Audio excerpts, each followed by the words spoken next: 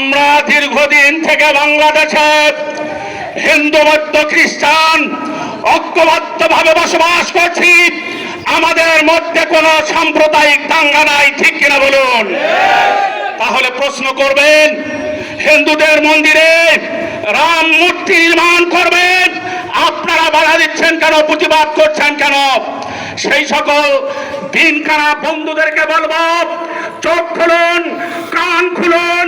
আমি আপনাদেরকে ব্যক্তিহীন ভাবে বলতে চাই, বাংলাদেশের প্রত্যেক পাড়া মহল্লায় হিন্দু ভাইরা মন্দির স্থাপন করেছে, পূজা মণ্ডপ তৈরি করছে। আমরা কোনোদিন সেখানে গিয়ে বাধা প্রদান করি নাই। মন্দির থাকবে মন্দিরের ভিতরে, মূর্তি থাকবে মন্দিরের ভিতরে। বিশ্বে যে বড় মূর্তি নাই, আপনি গাইবান্ধার পলাশবাড়িতে বিশ্বের সবচেয়ে বড় মূর্তি তৈরি করবেন। আপনি কত বড় ধার্মিক সেজেছেন জনগণ জানতে চায়। আমরা আপনার ইতিহাস জানি, আপনি আপনার জীবনে গত ফ্যাসিস্টের আমলে কি করেছেন বাংলার জনগণ জানে। আপনি ময়মনসিংহের ফুলপুরে গিয়ে মুসলমান হয়ে তৌহিদ নাম নিয়ে বিবাহ করেছেন, এখনো আপনার মুসলমান স্ত্রী রয়েছে।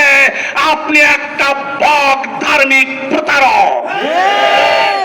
সংগ্রামী ভাইরা আমার, এই পলাশবাড়িতে আরো অনেক মন্দির রয়েছে, সেই মন্দিরের ব্যাপারে আমাদের কোনো বক্তব্য নাই। যত খুশি মূর্তি তৈরি করেন মন্দিরের ভিতরে, আপনারা কত আপনাদের পূজা করার দরকার আপনারা করেন, আমাদের কোনো আপত্তি নাই। কিন্তু বিশ্বের সবচেয়ে বড় রাম মূর্তির আপনার তৈরি করতে হবে পলাশবাড়িতে, এত বড় বক ধার্মিক হওয়ার দুঃসাহস দেখালে বাংলার তৌহিদি জনতা দাঁত ভাঙা জবাব দেবে ইনশাআল্লাহ। আমরা প্রশাসনের দৃষ্টি আকর্ষণ করছি। অনেকেই প্রশ্ন করেন, মূর্তি হয়ে গেছে আপনারা এখন নিয়ে জানলেন কিভাবে, এত দেরিতে কেন? এই প্রশ্ন আমি সরকারের বেতনভুক্ত ডিজিএফআই কে প্রশ্ন করতে চাই। আপনারা কি করেছেন? গত ফ্যাসিস্টের আমলে 10 ফিট মাটির নিচ থেকে আপনারা অপরাধীকে উপরে উঠিয়েছেন, আপনারা নাকে তেল দিয়ে ঘুমিয়েছেন। আমরা যদি বলি আপনাদের সাহসে, আপনাদের প্রশ্রয়ে, আপনাদের নাকের ডগায় ভারতের এজেন্ডা বাস্তবায়নের জন্য হরিদাস চন্দ্র ওরফে তৌহিদ এই কাজ করেছে।